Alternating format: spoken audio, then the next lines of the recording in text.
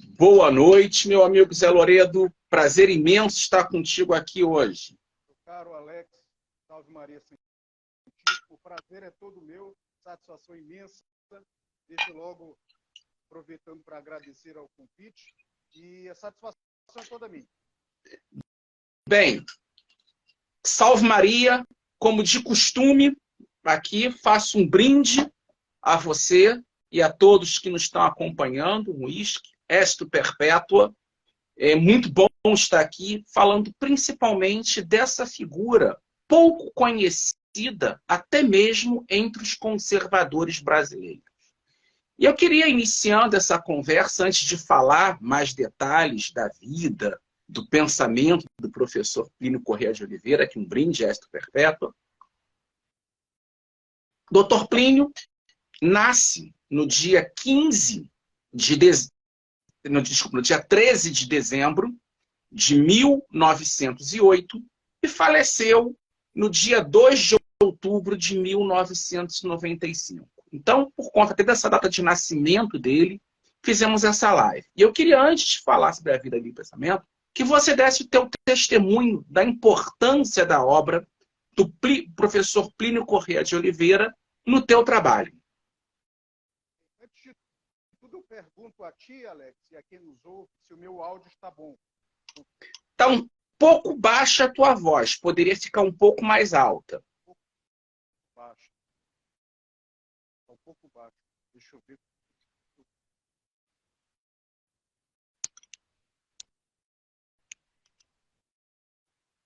Agora, melhorou? Melhorou um pouco, sim. Melhorou um pouco, né? Mas tem gente aqui escrevendo, estou vendo aqui, que está dizendo que precisa aumentar um pouco mais o teu áudio. E agora, melhorou? Perfeito, agora está ótimo. Está perfeito agora, está ótimo. Olha só, Alex, antes de tudo, meu muito obrigado pelo convite, ainda mais para falar dessa figura paradigmática de católico, de brasileiro, de monárquico, que foi e é o saudoso professor Plínio Corrêa de Oliveira.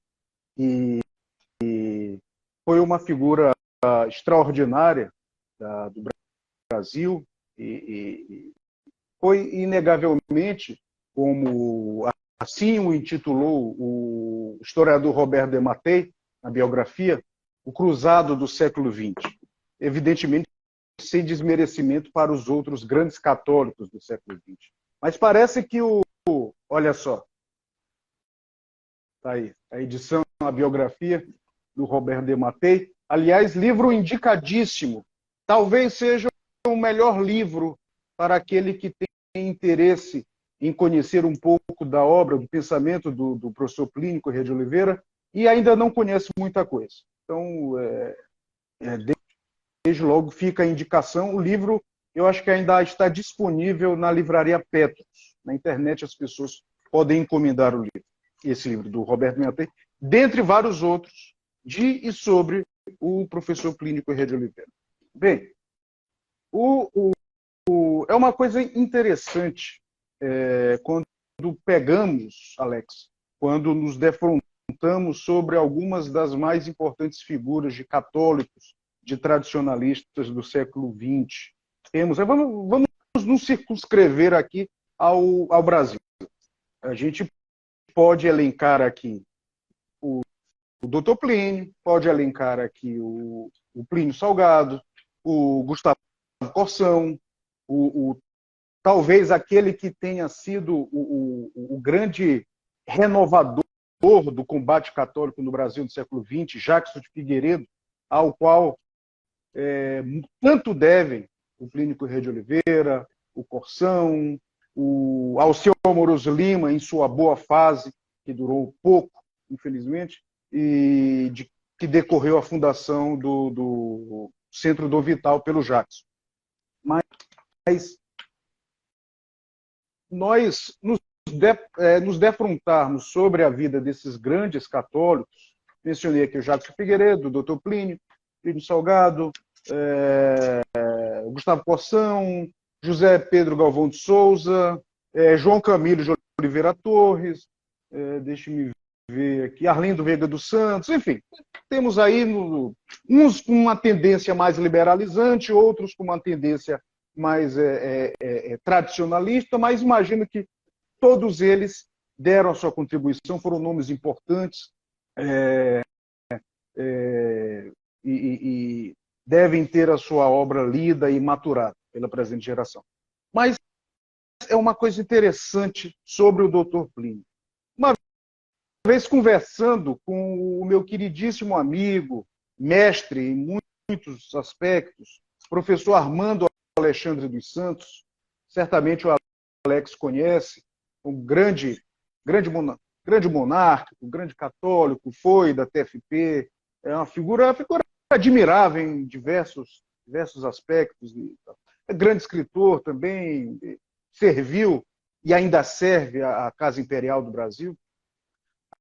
Mas ele me disse uma coisa interessante, Alex, que deve ser realçada quando nos defrontamos com, sobre a vida do Dr. Plínio e dos outros católicos. É que o Dr. Plínio foi o único de entre eles, e aqui isso não constitui nem mérito, nem demérito. Mérito, sem dúvida, do Dr. Plínio, mas não demérito para os outros, porque cada um tem o seu perfil, tem o seu modo de ver as coisas. O doutor Armando me fazia ver que o doutor Plínio foi o único grande pensador católico brasileiro que exportou doutrina, exportou o movimento. Por que eu digo isso? Porque, como sabemos, a TFP, Sociedade Brasileira de Defesa da Tradição, Família e Propriedade, fundada pelo doutor Plínio com outros amigos, amigos esses, assim como o Dr. Plínio, que já tinham fundado a revista Catolicismo, na década de 30 tinham trabalhado no jornal oficioso da Arquidiocese de São Paulo, o Legionário e tal. Eles fundaram essa Sociedade Brasileira de Defesa da Tradição, Família e Propriedade. E a nossa veneranda TFP. E a TFP se revelou um sucesso estrondoso, admirável, que só pode, sucesso esse que só pode ser explicado pela vontade mesma da providência, pelo influxo da graça divina, que quis que esse movimento ganhasse terreno no Brasil e, em especial, em diversos outros países. Até hoje temos, a TFP americana é fortíssima, das instituições mais respeitadas dos Estados Unidos, seja no âmbito do movimento conservador norte-americano, seja no âmbito mais geral do confronto de ideias. A TFP peruana é muito importante, a TFP chilena também é muito importante. E agora eu não sei aonde subsiste ainda a TFP nos outros países, mas, se não me engano, hoje ainda há TFP por mais 10 países. Sim, na Europa existe uma atuação forte na Itália, existe atuação em Portugal, na Áustria, e principalmente a presença de membros da TFP no leste europeu. Exato. Lembrando que o Dr. Plínio foi uma pessoa que apoiou muito a resistência católica contra o comunismo nesses países do leste europeu, nos anos 60, 70, 80, até o colapso da União Soviética. Exatamente. Em 91. Exatamente.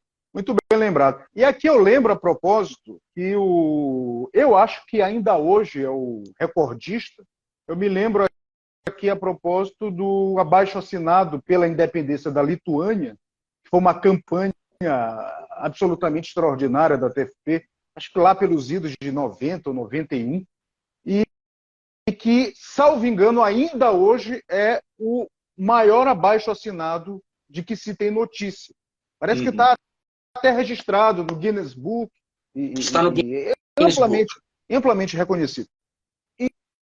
E esses foram alguns dos feitos da TFP, atuando como uma espécie de amplo movimento internacional católico em defesa dos postulados católicos. Eu lembraria também, aqui, sempre a propósito do que me disse o doutor Armando Alexandre dos Santos, acerca do fato de o doutor Plínio ter exportado doutrina, exportado o movimento, a TFP uma força mundial, até hoje, o que é uma coisa impressionante.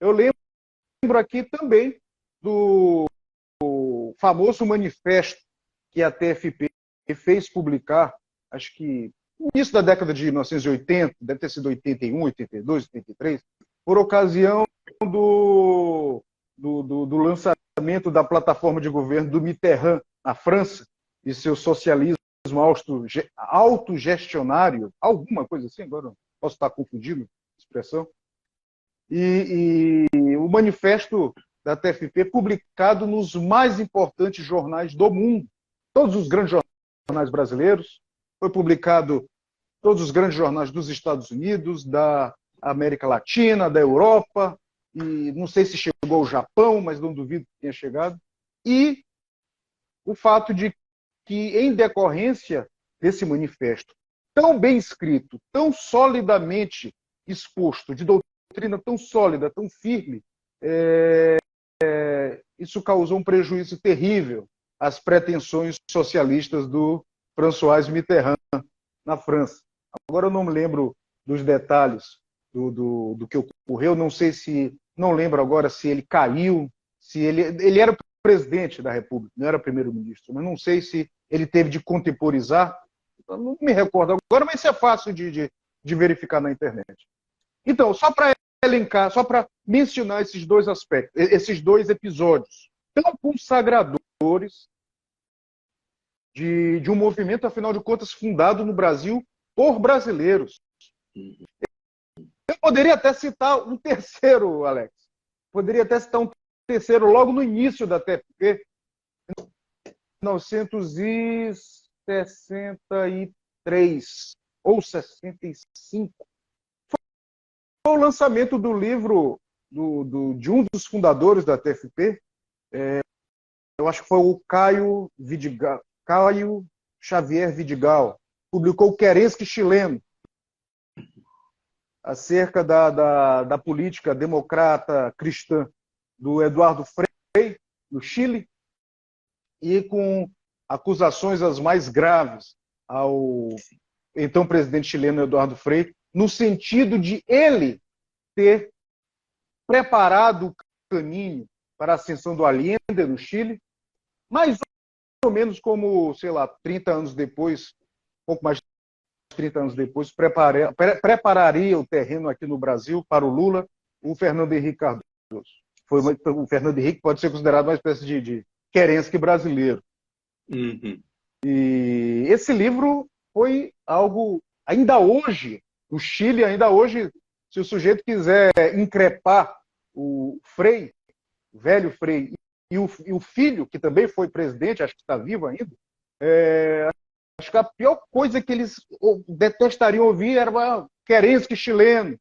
E isso pegou no jargão político, não só do Chile, como de todo o continente. Esse livro foi um sucesso estrondoso e foi escrito por um membro fundador da TFP, que infelizmente viria a falecer poucos anos depois, ainda jovem, e que foi amplamente difundido no Brasil pela TFP e no Chile também pelos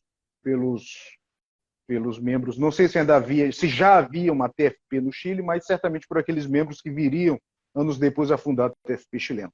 Enfim, são 3 episódios de uma magnitude impensável para os padrões brasileiros, ainda hoje, e que se tornam tanto mais, num certo sentido, escandalosos, quando pensamos que há uma cortina de silêncio em torno desses grandes feitos da TFP e do Dr. Plínio a nível internacional, infelizmente, mesmo no âmbito católico e conservador, onde aparentemente ainda persistem certas disputas mesquinhas e insignificantes e que nada acrescentam.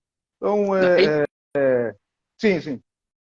É interessante isso, e aqui é uma brincadeira, eu acabei de ter uma reunião ainda há pouco com alguns amigos, dentre eles o professor Ricardo Vélez Rodrigues, e a piada foi, estou de vermelho. E uma das pessoas presentes, ela me perguntou, você está andando de vermelho por quê? Para os petistas não te baterem na rua? E eu falei, não, isso aqui é para lembrar a TFP, para eu bater nos petistas. Porque, de certo modo, e aí é um ponto muito importante, o vermelho é uma cor muito forte. O estandarte da TFP é o vermelho, o sangue, o Espírito Santo, com o leão dourado virado para a esquerda. Porque o leão está a atacar a esquerda. E os livros do Dr. Plínio sempre trazem. A questão do vermelho é muito forte. Aqui o Revolução. E nós perdemos até o vermelho para as esquerdas. Até e esse vermelho, aqui um livro que eu gosto muito, aqui, a nobreza. A nobreza romana, a nobreza vaticana utiliza o vermelho. Os cardeais utilizam o vermelho. É o verter o sangue por Cristo. E é uma coisa que muitos esquecemos. E eu lembro aqui de um querido amigo, confrade meu na Philadelphia Society, Dr. Mário Navarro da Costa, que está atualmente como presidente do Instituto Plínio Correia de Oliveira. Estava num evento no Rio de Janeiro, conversando com o Dr. Mário, um grupo de jovens, debatendo. E eu lembro o fato de que Dr. Plínio foi o pensador brasileiro que mais se aproximou da perspectiva tanto do conservador americano Russell Kirk, quanto do historiador católico galês Christopher Dawson. Em termos de visão de mundo, o que nós encontramos na crítica aos erros da modernidade, em Kirk e em Dawson, encontraremos em Plínio Correia de Oliveira. Mas numa linguagem muito mais fácil até, muito mais didática. Dr. Plínio, que foi titular de História Contemporânea da PUC São Paulo, era um historiador, era um advogado, foi deputado constituinte nos anos 30, se opôs às propostas autoritárias de Getúlio Vargas, foi um homem que soube ser uma testemunha na história muito importante. Só que diferente de Kirk e de Dawson, que ficaram só no plano teórico, Dr. Plínio foi um ativista católico. Ele colocou a fé, a esperança, como uma obra de caridade, criando uma militância católica capaz de resistir ao avanço da esquerda. E nessa nova era de trevas que entramos, em que o nosso querente brasileiro, Henrique Cardoso, não satisfeito com o que fez em 2002, colocando a figura que colocou na presidência, ele apoiou, desde 2019, a reestruturação de uma coalizão para colocar o mesmo criminoso na presidência agora. Então, mais do que nunca, tem muitos autores que contribuíram. O jargão menos Marx, mais Mises, o jargão Olavo tem razão. Todos esses se esvaecem diante da grandiosidade de Plínio Correia de Oliveira. Ou a direita brasileira redescobre Plínio Correia de Oliveira e entende o sentido mais profundo da nossa crise civilizacional, ou estaremos de novo abrindo espaço para fracassos como tivemos nos últimos 4 anos, em que a única coisa que conseguimos mais efetivo foi a união das esquerdas nesse bloco. Então eu queria que você falasse um pouco sobre essa questão da crise, voltando a esse aqui, que é um livro de cabeceira que todo conservador brasileiro tinha que ter. Kirk é importante, Scruton é importante, só que isso aqui é a nossa tradição. Não adianta ser conservador só com mentalidades americana, britânica, é importante redescobrir a nossa visão brasileira. E, a meu ver, esse é o melhor livro. Queria ouvir a tua opinião. Antes de falar sobre isso, Alex, eu não resisto a contar um caos aqui que é verídico. Eu prometo ser muito breve.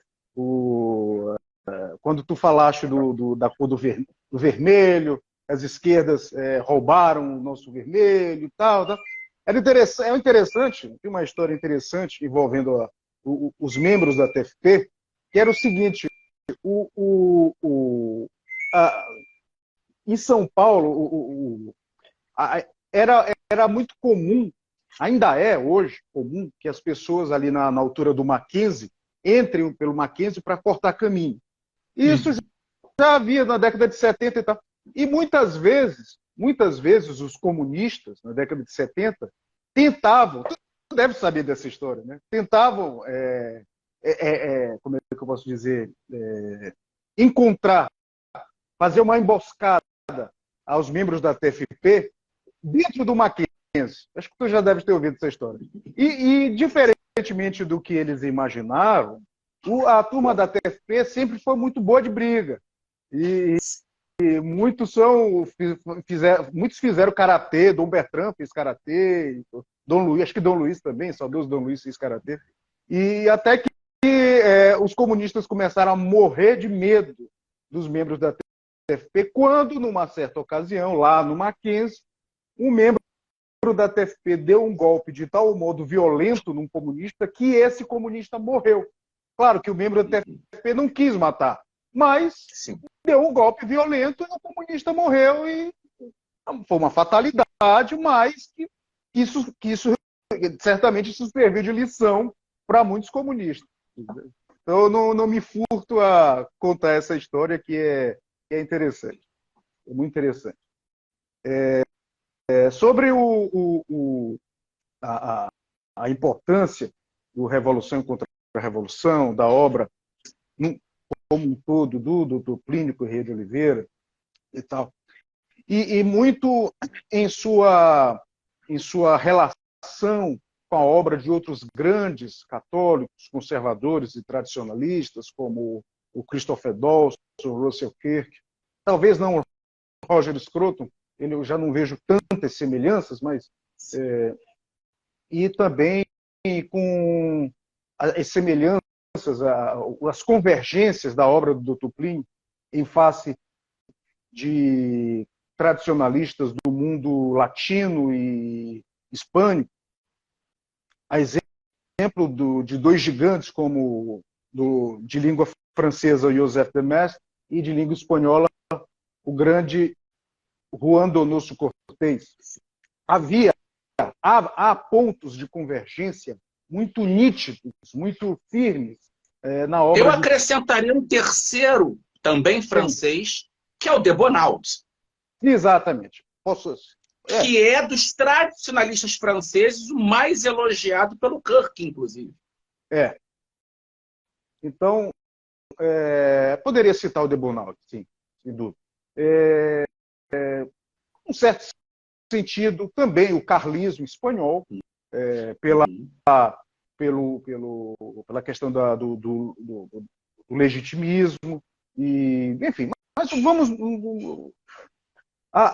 As semelhanças são gritantes, em especial no que toca à tese fundamental defendida pelo Dr. Plínio em sua obra mestra, que é o Revolução e Contra-Revolução, que não é propriamente uma tese dele, uma tese elaborada por ele, porque é uma tese de tal modo rica e tão densa que foi ela defendida e analisada e estudada por grandes nomes, todos esses nomes aqui elencados por nós, pelos papas, pelo magistério da Igreja de um modo geral,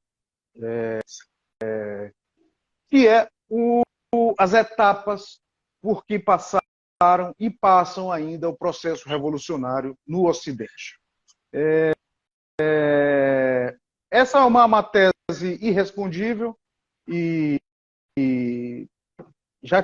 eu já tive alguns problemas com amigos protestantes protestantes que ficaram zangados e tal. Infelizmente, não é nossa intenção polemizar gratuitamente com protestante algum, muito menos com protestantes amigos nossos. Então, mas é uma questão de honestidade intelectual. Ninguém vai deixar de defender aquilo que lhe parece correto, que efetivamente o é, por uma questão de respeito humano. Então, os nossos amigos protestantes que nos perdoem, mas infelizmente é isso. A tese basicamente é aquela que posso aqui colocá-la de modo muito sumário, de modo muito perfunctório, que tendo a Idade Média, a chamada Idade Média, tendo entrado num período de decadência, não tanto de início por fatores intelectuais, senão por fatores tendenciais, para usar aqui a linguagem do Dr. Plínio. Depois virou doutrina, depois houve um reflexo fortíssimo no campo das ideias. Só uma pausa que eu faço aqui, desculpa, e aí, claro, para quem está nos acompanhando, é interessante notar que esse fenômeno das tendências que o Dr. Plínio nota não diverge muito da crítica que um autor como o americano Richard Weaver vai fazer em Ideias Têm Consequências, quando fala do nominalismo como uma tendência que enfraquece.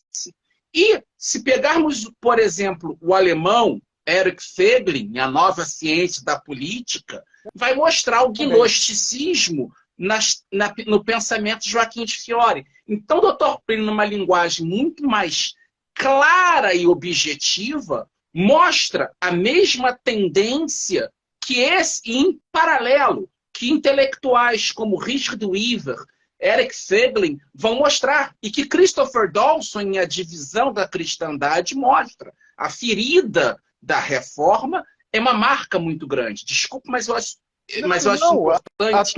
A tua intervenção foi perfeita. Foi perfeita.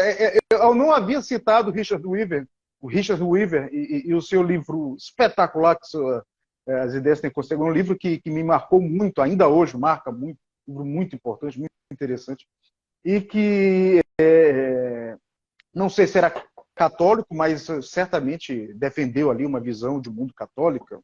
Falo o Richard Weaver. O Weigl nem católico era, mas em todo caso era um gigante.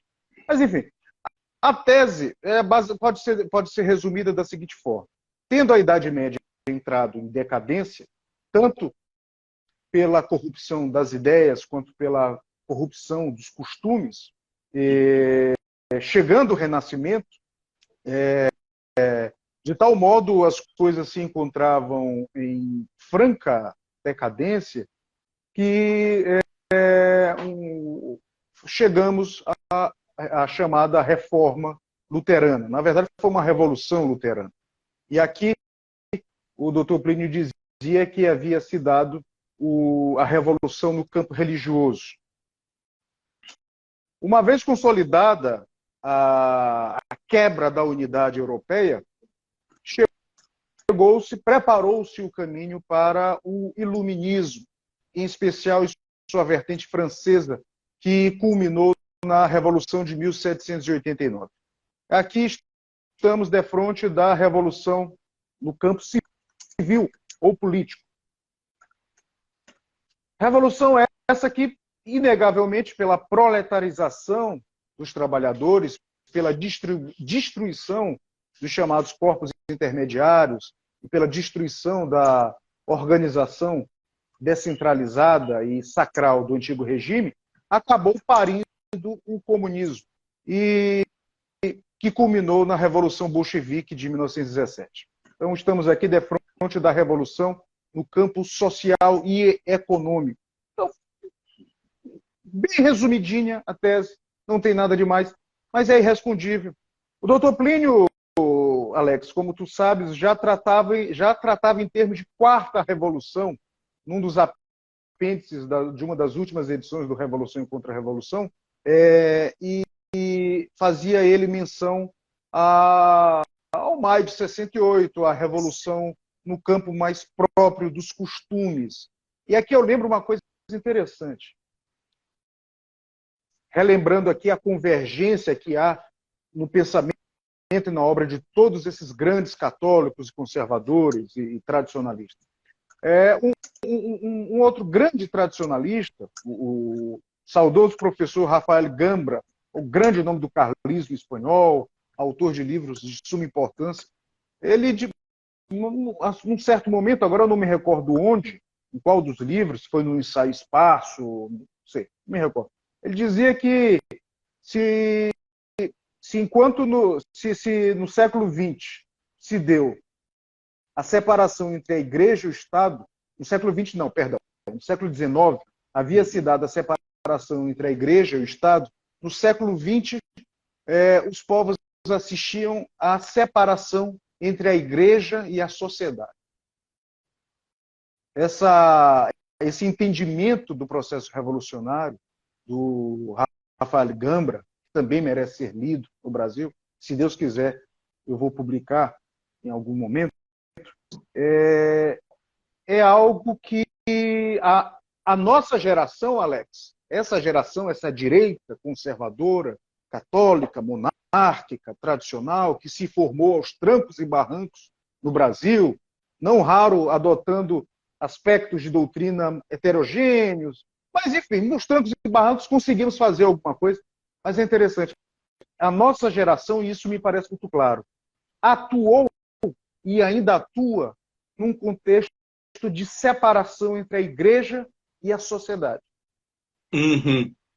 E aqui, meu caro Alex, fico eu com os meus botões me perguntando se não estaríamos assistindo a uma quinta revolução, que seria a separação entre a Igreja e a própria consciência humana, com essas aberrações. Exatamente. Com essas... E aí eu faço aqui um adendo, até para um comentário que teve aqui. De certo modo, hoje nós encontramos, no caso brasileiro, até mesmo entre os nossos irmãos protestantes, uma consciência maior desse problema do que entre os católicos. E aí é que está. Uma coisa é o que foi o protestantismo, seu aspecto revolucionário, naquele momento com Lutero, com Calvino, com Henrique VIII. Hoje é um outro momento. E o Dr. Plínio, mesmo sendo um católico defensor dessa primazia romana, todos os membros da TFP que eu conheço são muito próximos a essa importância de uma coalizão. Não é um ecumenismo que esvazia a doutrina. É a coalizão em defesa do cristianismo, em defesa da vida, contra o aborto, em defesa desses princípios. Então, de certo modo, o mundo hoje, e aí a posição do Dr. Plínio é muito semelhante do Christopher Dawson, o retorno à unidade cristã. Não é um retorno a um catolicismo uno. Infelizmente, as feridas da reforma ocorreram, mas a necessidade desses cristãos conservadores. Porque um verdadeiro católico, um verdadeiro protestante, só pode assumir duas posições: a do tradicionalismo ou a do conservadorismo.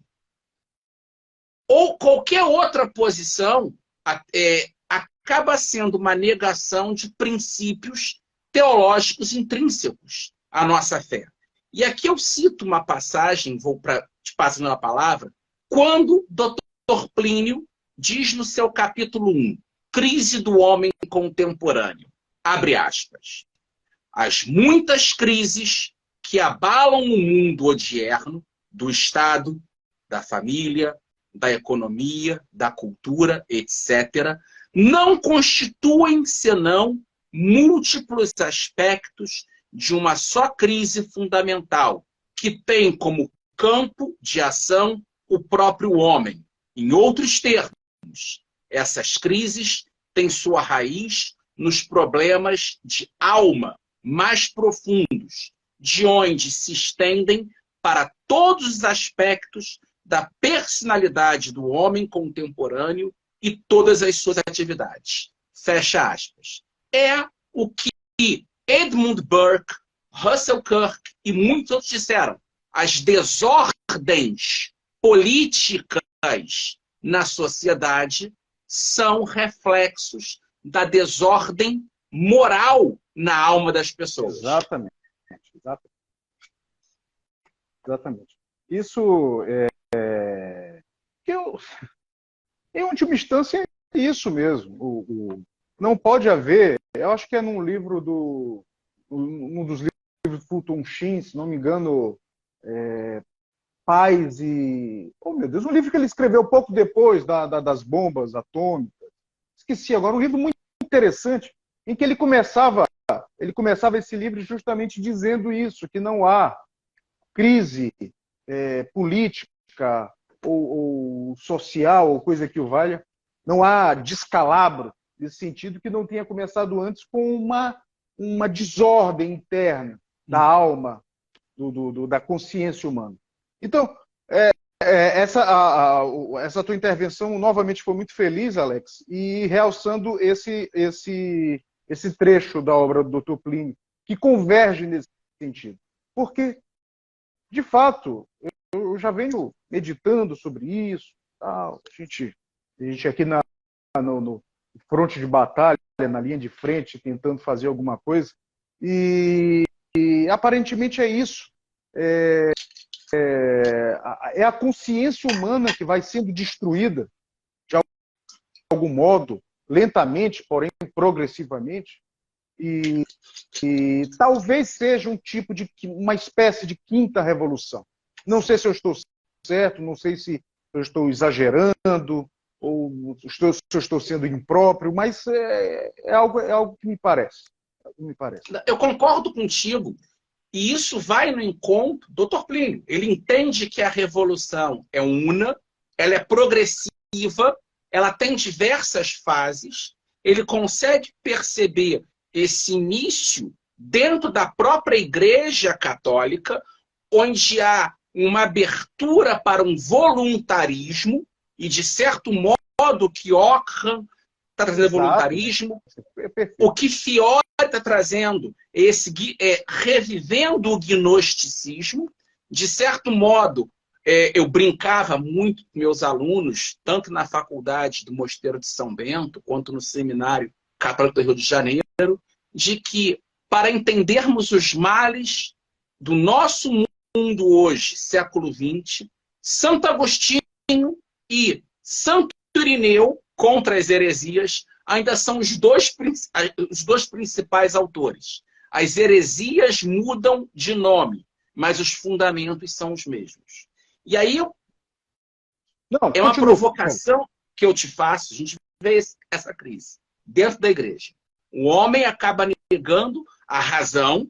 Foi a minha aula de terça-feira sobre meu finado mentor, Padre James Shaw, na sua insistência dessa relação entre fé e razão como fundamento da política, e ecoando Chesterton, ecoando Maritain, ecoando Roman, ecoando Bento XVI, principalmente, mas também Platão, Aristóteles, Santo Agostinho, Santo Tomás de Aquino.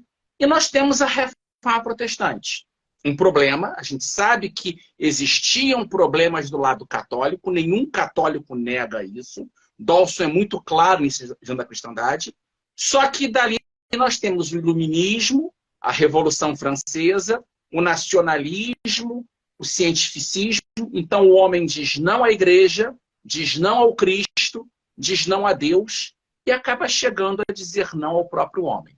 Revolução Russa, maio de 68, e hoje é aquilo que Bento XVI chamou de ditadura do relativismo. São processos. E eu lembro aqui, agora num campo mais prático da política, um livro que não é do Dr. Plínio, mas é de um grande discípulo dele, o seu primo, Adolfo Lindenberg, que você foi um dos editores junto com o nosso amigo Márcio Scanzani. E o vermelho aqui de novo. Uma visão cristã cristã da economia de mercado. Em uma obra que Padre Robert Sirico, presidente do Acton Institute, faz o prefácio, e eu escrevi o pós-fácio sobre, bem provocativo, de certo modo, conservadorismo, cristandade e capitalismo. Essa obra aqui, o autor mais é o Dr. Plínio. E ele mostra a crise moral que o socialismo representa. Muitos liberais criticam o socialismo meramente pela ineficiência. O Dr. Plínio criticava como uma heresia, um erro teológico, um erro moral. O Dr. Adolfo segue nessa linha. Nessa era de trevas petistas que entramos agora, qual a tua avaliação sobre a importância de resgatar a obra do Dr. Plínio, na visão principalmente da revolução e da necessidade da contra-revolução? E aqui eu lembro quando, em março de 2015, Dom Bertrand de Orleans e Bragança, talvez o mais lúcido brasileiro de nossos dias, subiu num caminhão na Paulista e disse: o nosso inimigo não é a corrupção, o nosso inimigo é a esquerda. Se naquele momento essa nova direita tivesse encampado uma bandeira contra-revolucionária acima de tudo, talvez os nossos revolucionários não tivessem voltado ao poder agora. Então eu queria ouvir esse ponto, a necessidade da postura contra-revolucionária acima de tudo. O anticomunismo é talvez a bandeira mais importante que uma nova ditadura deve ter. Mas essa necessidade do livre mercado com uma base moral. Queria ouvir tua opinião nesses dois tópicos. Esse tema todo é muito amplo, muito vasto. O que eu posso fazer é tecer algumas considerações, alguns comentários. O que me parece,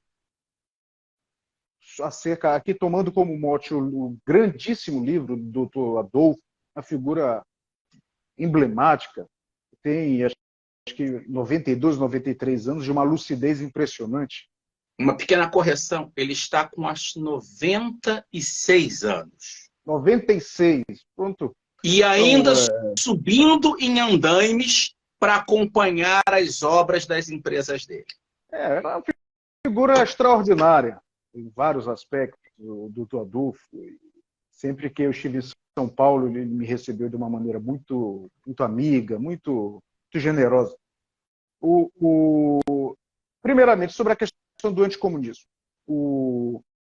Existe eu queria fazer menção a uma certa polêmica que até certo ponto separa o Dr. Plínio e a TFP de outros grupos mais tradicionalistas, mais católicos. Eu já ouvi muitas críticas em certos ambientes de muito nível. Não estou me referindo aqui a qualquer gente, a raia miúda, estou me referindo a gente de altíssimo nível, criticando a TFP, o Dr. Plínio, pela sua defesa supostamente acentuada e acendrada demais da propriedade privada e da livre iniciativa. Então, não dizem objetivamente o teor da crítica, mas parecem indicar que havia certa tendência liberalizante na TFP, em Dr. Plínio, no sentido de uma defesa do capitalismo e do livre mercado, e numa certa tendência até materialista ou rasteira, de uma defesa, insistência com a defesa da propriedade privada, mas olha, para que isso tudo? Vamos elevar o debate e outras coisas mais. Bem, aqui vai uma crítica, por uma questão muito simples. Se a TFP era e é uma instituição que se propõe a defender na esfera civil a ordem católica, católica, a ordem social católica. TFP não é uma outra, não é uma igreja, não é um movimento religioso, ou stricto sensu. É um movimento de ação política e cívica, um movimento cívico. TFP. TFP é isso. Hoje, o Instituto Plínio Corrêa de Oliveira. Então, é óbvio que a propriedade privada é uma das colunas dessa ordem social cristã, católica. Ora, não é uma questão de defender o dinheiro, o poder do dinheiro, ou as elites, ou então adotar uma certa tendência materialista, ou uma visão míope sobre os problemas metafísicos e tal. Não se trata disso. Trata-se de defender a propriedade privada, porque, afinal de contas, como nós todos sabemos muito bem, Alex, não pode haver verdadeira liberdade. Não pode haver verdadeira liberdade, não tanto do indivíduo, como senão principalmente da família, sem que a família esteja amparada legalmente e lhe seja tido como de direito natural o fruto de seu trabalho, que se encarna na propriedade privada. Leão XIII dizia que o capital é trabalho acumulado. Ora, a propriedade privada é trabalho acumulado. E aí um ponto interessante, José Lourenço, quando Russell Kirk elenca os 6 cânones do conservadorismo. O primeiro, a defesa da ordem transcendente, ou seja, o elemento ontológico. Existe um Criador e existe uma ordem moral eterna. Existe a verdade. Eterna e não há espaço para o relativismo. Segundo, a variedade da existência humana. É a base antropológica. É a natureza humana que reflete essa lei natural do primeiro cânon. No terceiro, a ordem imanente, a ordem civil. A negação do igualitarismo na política, na sociedade. Que dele decorre o quarto princípio, a relação entre liberdade e propriedade privada, o fator econômico. E aí sim, o quinto e o sexto, defesa da tradição e defesa, no sexto, mudanças prudentes. E aqui um testemunho meu. Eu tive a honra de ter um único contato com o Dr. Plínio, início dos anos 90, numa das missas de aniversário do finado de Dom Luís de Orleans e Bragança, no Alter da Glória. E após uma conversa com ele, ele falou, você tem futuro, mas você é burkeano demais. Ele percebeu uma falha na minha visão de mundo. Só que, de certo modo, quando Burke legitima o golpe contra o legítimo rei James II, e aqui minha profissão de fé jacobita, Burke errou. Os carlistas tinham razão. O problema do tradicionalismo, para muitos liberais, na verdade não é um problema para mim. Os tradicionalistas, quando defendem a postura legitimista das monarquias, eles estão corretos. E por que o Brasil pode ser um país conservador? Porque o nosso primeiro monarca, Dom Pedro I, era legítimo. O Brasil não teve esse problema. E o diálogo positivo em que tradicionalistas e conservadores, sendo os conservadores mais próximos de uma postura liberalizante, como um João Camilo, e aqui são pontos de divergências nossos, mas que não impedem o nosso diálogo e estar na trincheira, é que o Brasil teve a sorte de ter um monarca legítimo, desde o começo. E essa legitimidade se manteve. Então, eu acho isso muito importante. E aí eu te faço uma provocação bem jacobita, de alguém que desconfia da monarquia, da democracia. Meus finados mentores, Antônio Painho, Biratã Borges de Macedo, Og Francisco Leme, sempre me acharam antidemocrático demais. Mas eu tenho uma visão sacerdotal e aristocrática da realidade, para usar os termos de Mário Vieira dos Santos. E eu queria ouvir de você essa importância. Nobreza e elites tradicionais análogas. Um livro que a edição em inglês, originalmente, teria um prefácio de Russell Kirk. Russell Kirk trocou correspondências com o Dr. Plínio e admirou muito a obra dele. Só que, infelizmente, o Kirk está doente já, ele não pôde fazer esse trabalho porque ele resolveu concluir a autobiografia nas poucas semanas de vida que ele tinha. Mas, uma pena.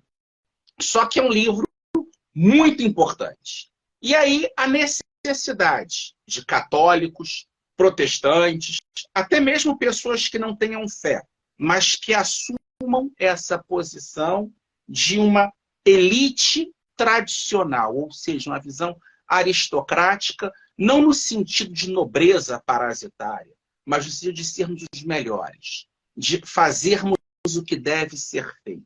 Eu queria ouvir a tua impressão sobre isso, a necessidade e o teu trabalho como editor, principalmente o editor de grandes obras de autores tradicionalistas, especialmente do contexto ibérico, nos traz essa visão. Então eu queria te ouvir um pouco sobre esse livro e os trabalhos que você tem editado, que seguem essa linha. Esse livro do Dr. Plínio é, sem favor, talvez a sua obra-prima. Ele próprio considerava isso. E é um livro fantástico. Eu tenho essa edição também aqui. É um livro primoroso. E essa edição também é muito bonita, da edição da civilização de Lisboa. Mas olha,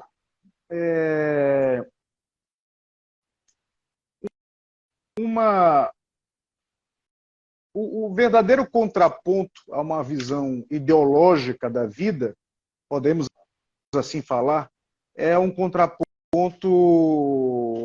realista, que leva em consideração a realidade das coisas, a estrutura da realidade, a lei natural e aquilo que independe da vontade ou do arbítrio humanos.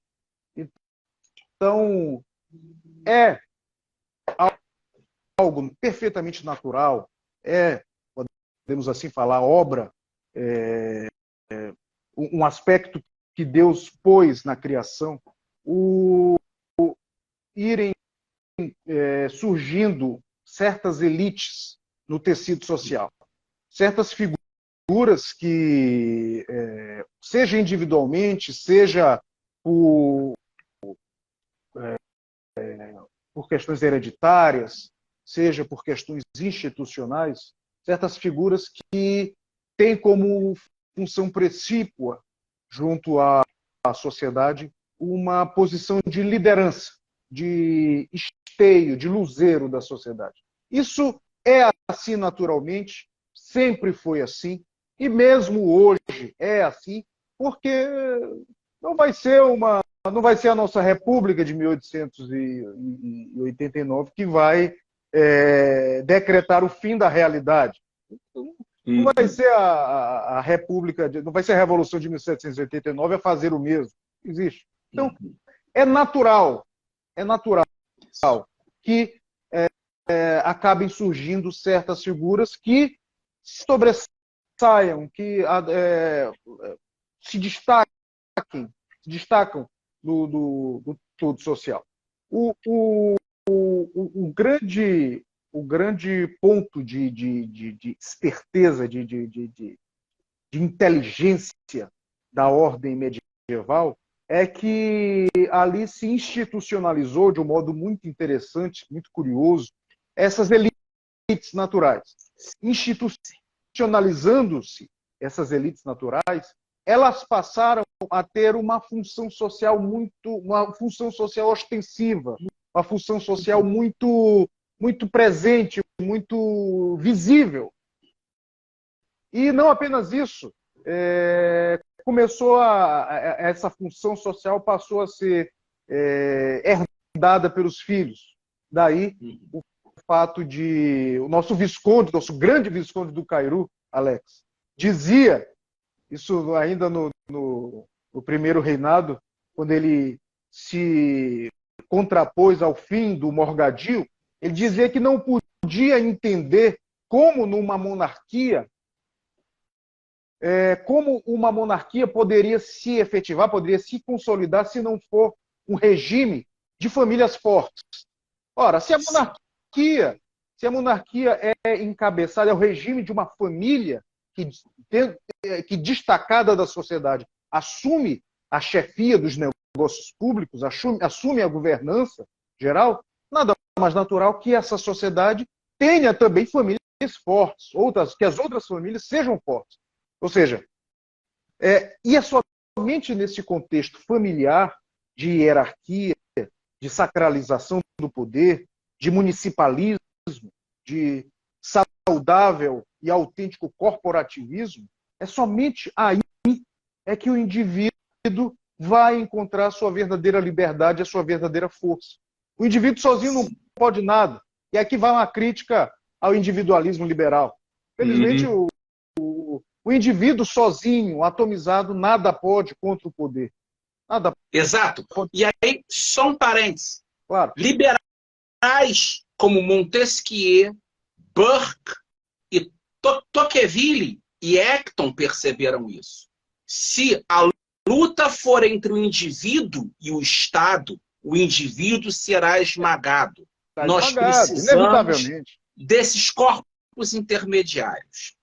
E aí é minha crítica. O meu governante favorito, indubitavelmente, sempre foi Dom Pedro I. Eu sou um fã de Dom Pedro I. Mas Dom Pedro I, por ser liberal demais, cometeu esse erro de não criar uma aristocracia, uma nobreza em nossa monarquia. E o primeiro conservador brasileiro, o único conservador no Primeiro Império, José de Lisboa, Visconde de Cairu, percebeu isso. E aí é a provocação que eu te faço. Em tua próxima estada em São Paulo, vamos tomar um café, um vinho, conversar com o Dr. Mário Navarro da Costa, Dr. Adolfo Lindenberg. Eu acho que resistência cultural precisa desenvolver um trabalho de resgatar as obras completas de Plínio Correia de Oliveira. Eu adoraria ser teu coeditor nisso, inclusive financiando parte disso, porque esse trabalho que você fez junto com os Cansanes já é brilhante. Só que as obras de Plínio Correia, nesse momento que entra o Brasil, precisam ser mais acessíveis a mais pessoas direitas, pessoas que estejam dispostas a se opor ao que vem aí. E concluindo, eu cito aqui uma frase do Roberto de Mattei, no livro que você, inclusive, começou citando ele, O Cruzado do século XX, a biografia do Dr. Plínio Correia de Oliveira, está aqui, quando ele diz: nas lutas e nas dificuldades, ao lado da virtude e da fortaleza, Plínio Correia de Oliveira praticou, sobretudo, a da esperança, na convicção, como escrevia sua mãe em 1930, que, abre aspas, aquele a quem Deus dá a fé, ele próprio exige a esperança, fecha aspas. Síntese suprema destas duas virtudes cristãs é a confiança, que Santo Tomás de Aquino define com profundidade como spes roborata, ou seja, uma esperança fortificada por uma sólida convicção. Então, tempos difíceis virão, só que Deus nunca nos dá uma cruz que não consigamos carregar. José Loredo, meu querido amigo, foi um prazer estar aqui contigo hoje. Passo a você as considerações finais e a live vai ficar salva. Tá ótimo. Meu caro Alex, sempre uma satisfação conversar contigo, seja em live ou não, sempre muito interessante trocar ideias contigo. Muitas vezes divergimos, mas aquilo que nos une é muito mais importante do que aquilo que nos separa. E assim deve ser. Eu teria enorme prazer em publicar as obras completas, ou uma obra que seja, do Dr. Plínio. Seria um prazer imenso e se publicasse contigo.